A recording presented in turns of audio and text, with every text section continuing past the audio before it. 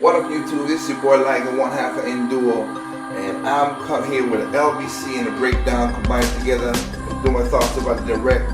But of course I saw some material, so I gotta use it because I lost some video, lots of brain cells. I saw proud and plenty. So in this video right here, I'm basically just gonna talk about some stuff that some people didn't know, which is not their fault. And you know, certain subscriber lines always ask if stuff I'm talking about getting in trouble. No, I'm a contractor, and also I know what to talk about, what not to talk about, and hence all the whole. Just trust me, I know what I'm doing.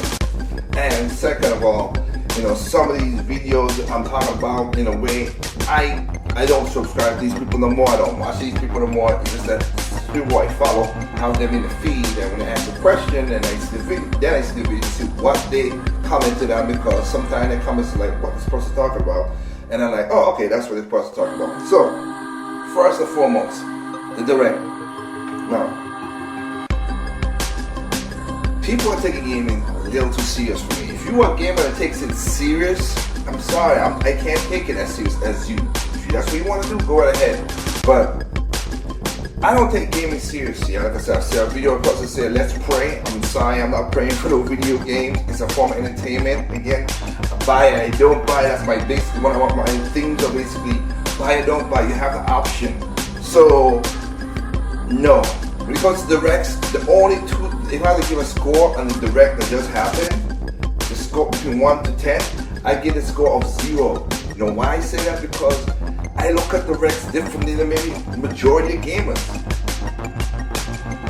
The first direct, the only two directs I should say, that blew my mind. First and the second one. First, when I see Nintendo's doing it, and what it was basically telling the games media, F you. And then the second one, I was like, wow, they're gonna start make this a regular thing. Good, that's a good thing. From that point on, I just watch to see information, get gameplay, get the announcement of the games, and that's about it. I don't go in with high hopes. That's just me. And coming from a guy who's in the industry, who has contracts with millions of dollars, who gotta do things. You guys most gamers are more really serious and active into this thing more than them, and I'm the one who got people's lives in my employees and stuff, and it's just weird to me. It really is. So that kind of stuff is getting crazy. People's taking it serious. Once again, we saw some French jumpers. Some jumped over, some just didn't want to jump, and some lazily crawled on the fence because it's just that crazy. And it's funny.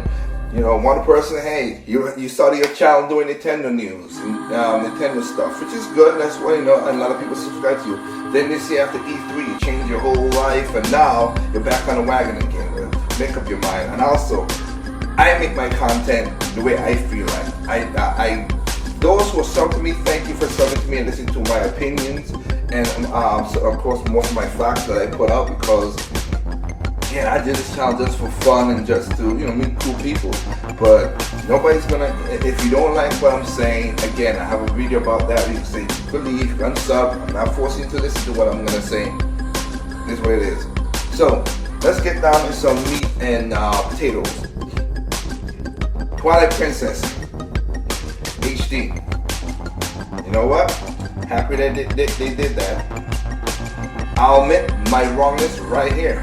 Unlike other people, I'll admit my wrongness. I know it was not gonna be for the winter, for December. Some people was trying to pitch that. I wasn't thinking it was gonna be thinking that it was gonna be a physical release. I know it was not gonna do that. What I didn't think of, I thought it was gonna be a WiiWare. I thought it was gonna be a WiiWare, like kind of a Metroid or Mario Galaxy. I didn't think it was I said it was that's my wrongness, and I didn't have that high hopes of that, because of when I was in Japan, all the Zelda teams are working on Triforce Heroes and, you know, Zelda Wii U. I did not see nobody working on this game that much, so I'm thinking, you know, being that Talos is a Australian development company, of course I didn't see that. So I am wrong. My predictions on that was wrong. I admit to that. But I'm happy that it came out. Now, Twilight Princess is my favorite Zelda, 3D Zelda of all time. And that's no hyperbole like other gamers be saying, but all the Zeldas, that one has put me in a really good mood. I like the game because it had a great story, love the characters, and it had a nice feel to it. And I mean, the dungeon was awesome. Love that dungeon. The dungeon is just so great in that game. Now, the thing that came about this right now, they up-res it to HD. We don't know else beyond that. And they did a better light, blooming lights, better they softened certain things, rounded off some shoulders. The best thing you will see, like in Zelda, you will see a quilted pattern on her dress now. You can see that her shoulder pads are also smooth off instead of jaggy, and they did better lighting. And you know what? There could be more stuff that could be better done. That could be done when it gets down the path. Because again, he knew more, or actually maybe went down to Talents and talked them what he's gonna do and just whatever. Pretty good. Happy that there is the DLC now. I saw that DLC. Happy that this game is coming out for people who want it. Here's the thing for me, me personally. I would buy this game if they have the Wii control and the remote control option. I know that Zelda, Yamato is left-handed and blah blah blah. That's just the way I am. I play the game on the Wii version, and I like the game on the Wii version with the remote. I like the quick access. I just love the remote and nunchuck. We're putting the place where you're fighting the bandits for protecting Town's Lady and the kids and all the other stuff. You're fighting on horse. That's just me. I like it. A lot of people don't like the waggle. That's y'all. I like me. I like the waggle. That's what you want to call it. I'll go with the negative connotation most people use it. I don't see that much hard to lift my wrist just to do that, but other people do. So whatever. To each their own. But that's a feature I like. It's not gonna be in this game. If it's not in this game, it's not from the gamepad, which we basically GameCube, which I basically seen that. I'm not gonna buy it because to me, my better option is with the nunchuck remote. If the gameplay is not drastically differently, I'm gonna stand by my hashtag of speak with your wallet. If it's not what I want, I'm not gonna buy it. I got another way to get the Midnight Amiibo, so I'm cool with that. But I'm not buying it for a prettier game. That's just, I have the best version in my opinion with the remote if I can't get the option. So that's just the way I look at it. I'm not a fence jumper. I stay consistent with what I say. That's just me. And I also love all the people like, oh man, I don't like it because it was a dark game, it was a little dark, so moody, and have blank shadowing and stuff like. It's called Twilight Princess. You fighting 60% of the time you're in a Twilight zone taking over the place, and also I don't get people sometimes. I really don't get that. That's a loss of brain cells right there. If it's called Colorful Quest and it's not and it has color, you argue about color? Maybe it's me. But happy to see that stay. People want it. Those who never played it, check it out. It's a good game. Love the story. Now, I'm gonna Linko, cool. It's not a shock to me. I'll leave that to the next LBC because there's a little controversy around that, so I'll let that go. Next thing is Splatoon. Love the updates. Love the stuff is still free. Still finding people on the video still saying that this game ain't worth it. Okay, your opinion, no problem. But the opinion they're talking about is so stupid. Lock at this, lock at that, lock at this. Okay, at this point right now, what that person was talking about, they said, oh, this is great, and it's still gonna lock us. I'm like, now I see you got videos of games that have way less lock at this crap, and you gotta pay for it. Again, keep with the consistency of your arguments and stop jumping over the fence. And oh Lord, people are just crazy with that thing. So happy to see those maps. I'm a person who loves the vertical of Florida Towers. That's one of my best maps out there. I really don't have a bad map because I just love the game in general, and it's good. I know people have their bad maps because they get killed in that map that much. But me, I'm alright with it. It comes up, I find the map that I'm worse with, I always try to find more strategies to get better in that map. And one time, because I'm playing more Japanese players over in Japan, of course, I get the skill to do that. So, that one's pretty good. Next one is, let's put this out of the way. If I'm not talking about some of the games, unlike other gamers, How's that? What? That's not made for me, which again always kills me. If it was never made for you, then you know what? It was made for somebody else. Stop bitching and moaning and griping that they made Amiibo Fest or Picross or Pokemon this and all that other stuff. Why? Me, even though these games are not for me and I might not play them, I'm happy they are made because again, Nintendo supports their consoles, something I wish the others would do, but I digress. This thing of we want everything to be 100, and also people say about the Wii U is a hardcore console. It's not. Any console could be hardcore, any console could be casual. It depends on what you play. If you play 100%, you maxed out the hell out of Call of Duty on an Xbox, you know what? You're a hardcore gamer. Me, I'm a casual. I'll play the campaign and keep it moving. But again, Senran Kagura, Metroid, all that stuff, I'm hardcore because I 100% these things. That's hardcore, and you might be like, I don't want to, and you be casual. The gaming console does not mean casual or hardcore. It's what you want to make it, but it's a subjective title to everyone. Hardcore means time and scale into something. That's mostly what it means when you put you look at the Webster's Dictionary at Oxford and all that other stuff. So stop that crap. Next thing is I will say is this, but to the point of what I digested from, I'm happy they're made because their kids, their family. Again, I'm pointing this out. 60% of Nintendo's profit comes from families. All right, we are the minority. We gamers are the minority. Nintendo's been a family-centric company since the inception of NES, Famicom. That's what the code name of the next, as I said when I was over in Japan, that's what the code name of the next console is, Famicom 7. Right now, so let's just, I'm happy that they made it. Kids want to play Amiibo Festival, they're going to enjoy it. You know what? I guarantee $1 million, those games, with a small budget, going to make profit for Nintendo, which means they're going to make more games. Maybe games that I want, or keep the company profit, so later on I can get the next console, next game, and all that stuff. I look at the macro of what's going on, and I'm happy that those games are made because everybody has a different taste. So stop shitting on people's taste with that stupidity of certain people saying that stuff. It's just crazy. Next topic would be Square. Maybe because I'm the only person who got to travel to Japan and talk to Square managers and all that stuff, and everybody's talking about, oh, it's a great resurgence, and Nintendo's reaching out. No. Nintendo ain't reach out to Jack. Why? It was Square. Square Japan is basically telling Square Europe, the parent company, F you. You've been effing up our money, and we're not looking at it because, of course, in Japan, Nintendo has 30 or 32%. Technically speaking, if you look at all the games and whatever, they're dominating 60%. Shit.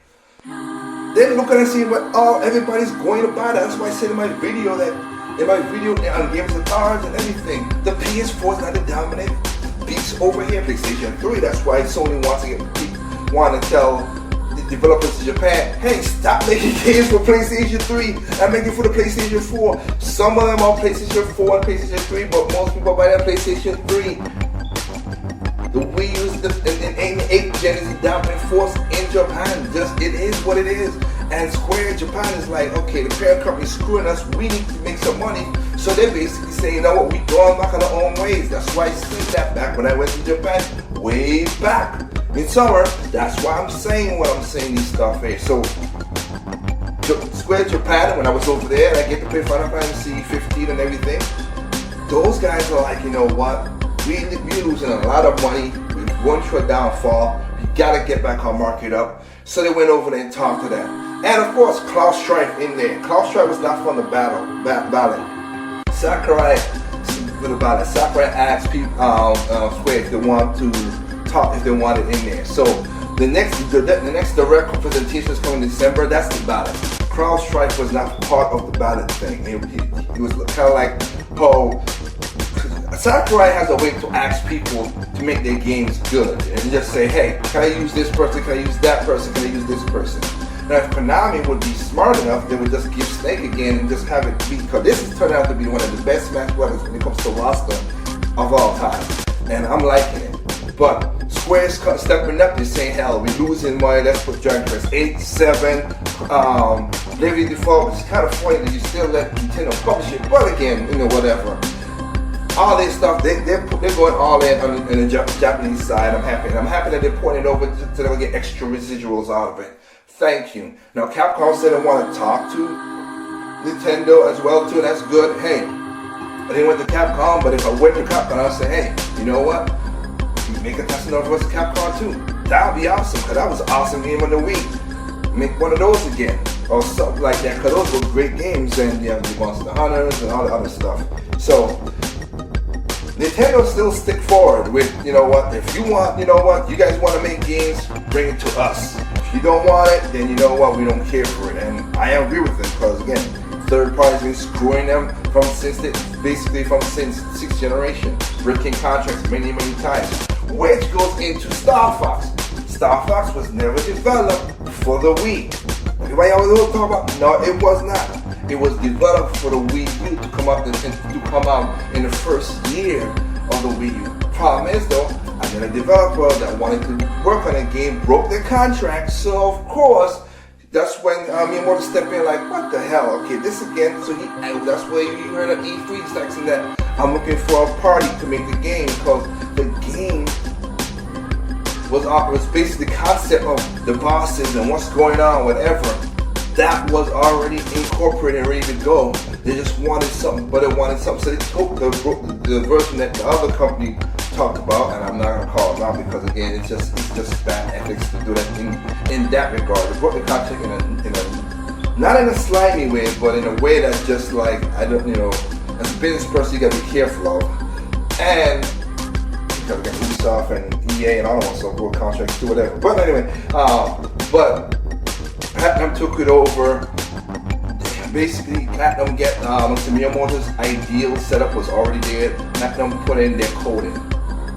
That's something that I like. They are our workhorse. These guys have a great coding. Now, Hideki might have overlooked this, of course, with Shigeru Miyamoto. But the bulk of the people were the developers getting working, which I was over there, and I'll say this right now, if you're an art style junkie like me, and this is basically called hypercell shading, which is kind of like a great example would be LBC 1 or Ex Machina, that version of combining cell shading with the CGI. This thing will pop on the screen. I'm telling you, when I was playing the game and playing the different levels from our tuner to the sand stage and playing with all the instruments with the gyrocopter and doing the hacking and looking at the screen, it looks gorgeous. Now, if you're not that kind of person, you don't like art style, then that's you. Nintendo games always get better because they polish their games at the latest. They make sure their gameplay and the functionality of the gameplay always solid before graphics and everything later on. So everybody who's pointing that out, good for you. You have the eye, happy again. But again, it's just, I'm telling you, what I played when I was in Platinum Games, that was awesome, and I can't wait for this game to come out. The next thing that bothers me because of the Zelda stuff, you have Zelda and you have Animal Crossing. Two other people were talking about, we don't want to see the amiibos in this because of Midna, everybody's ranged that they gotta get the Midna amiibo. Did not Nintendo said from the exception of when they said that this will be a part of their main line of the games? We don't. They have purists. We don't want this in a Zelda game. Are you kidding me? They said it to you a year and a half ago, and they keep on doing it, and it's gonna be a part of their game. Damn, if they made sold over 22 million amiibos, yeah, you think that? Look, Lost of Races again. They said it not once, not twice, not 3 times, maybe 10 times. I told you it's gonna be a part of the games, and it has been. This is a DLC, but a DLC that you have a choice to buy or not. It all depends on how they use it, of course. That's what the gripe is, and I understand that. They use it badly or whatever. Everybody has a slight opinion on that. But of course, they want to make sure that you can use it all platforms. Like you have the Mega Man Amiibo, now it's using it for the Mega Man Legacy game, on different stages or whatever. People's like, oh man, well, they made it special for the 3DS, so you know what? Alright, if you don't want to buy it, don't buy it. Done. Period. Fire Emblem Fates. Fire Emblem Fates basically is a great RPG when I was over in Japan to play it. I can't wait to buy it. I hope they got a digital set I could do with that stuff. Now people talk about, oh, they don't like the DLC setup for the Fire. People saying they don't like the DLC setup for Fire Emblem Fates. Well, if you play Awakening, you know Awakening has DLC as well too, right? Just as much as the game. And it was worked on after the game. Yes, I forgot. The game came out in Japan, and Revelations was being the Revelation, the DLC pack with that was being worked after Japan. So now they just bundled up together for release of America. That's not the same as locking like how Batman and other people did. That's two different things. And I'll say this: I thought they were gonna combine them. They didn't combine them in that regard. There are two different games. It's not like a Pokemon or it's not like a Pokemon and setup where you have the same game, just different kind. No, it's two different games. Really, it is. The scenarios, the way it fights out. Like, that is true. It is. And Revelation ties it down together in the DLC packs like that. So those who want to get it, go ahead and get it. Those who don't, you don't. It's a really good game. I enjoy it. Our next game I can't wait to get in America to play. February. Wow. They're knocking it out of the park with all these games. Happy to play that. We have lost our collective minds when it comes to these directs. I am happy that Reggie made a very good acknowledgement to Iwata and for what he has done. Again, they have directs with Iwata footage already. I don't know if they're going to use. I think they're going to use them at the year mark or E3 or something like that. But if not, that would be respectful of the man as well, to his family. I totally respect that, and I'm happy they pay homage to him because in the West he was the face of the direct, while in the East he wasn't, because the way that Iwata worked his heart out just to reach out to the fans itself. Now, there are also other LBCs in here, but those are the points that sticks out to me. I have episode 3 will point out 2 more things. You need to check that out. But with that said, as usual, there's no perfect games out there. What's perfect to you is not perfect to me. What's perfect to me is not perfect to you. Simply play your games.